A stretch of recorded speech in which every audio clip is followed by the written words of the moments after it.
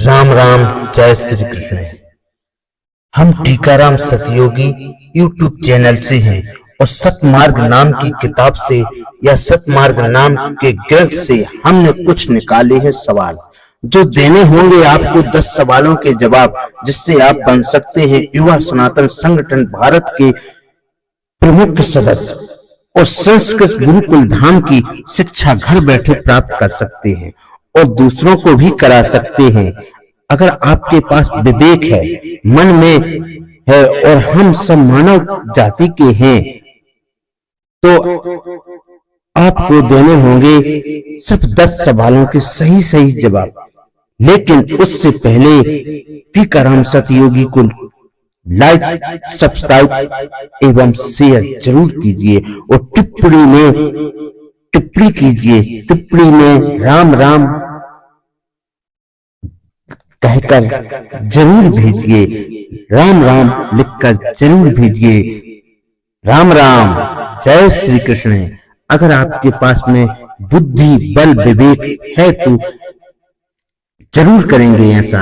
अब हम आपको सुनाने जा रहे हैं एक सवाल, उसका जवाब दीजिए।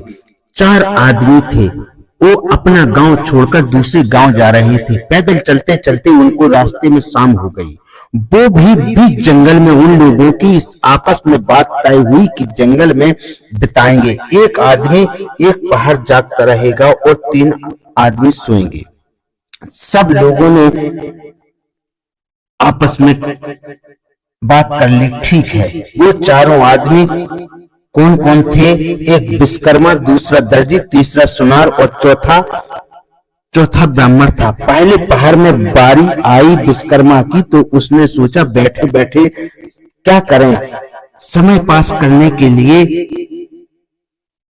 तो कुछ ना कुछ करना होगा। जंगल में एक लकड़ी काट के एक गुड़िया बनाई।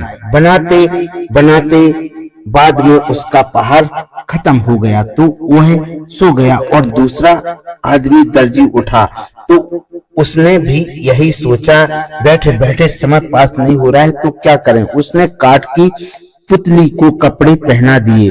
इतने में उसका भी पहाड़ खत्म हुआ तो ये भी सो गया और सोने को उठा दिया। तो सोनी जागने लगा और बैठे बैठे उसने सोचा समय पास नहीं हो रहा है तो क्या करूं। तो उसने उस गुड़िया को एक काठ की पुतली अथवा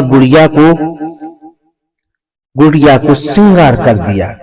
करने के बाद में उसका भी पहाड़ खत्म हो गया, वो भी सो गया और ब्राह्मण को चौथे पहाड़ में उठा दिया। ब्राह्मण ने सुबह का चौथा पहाड़ जागने के बाद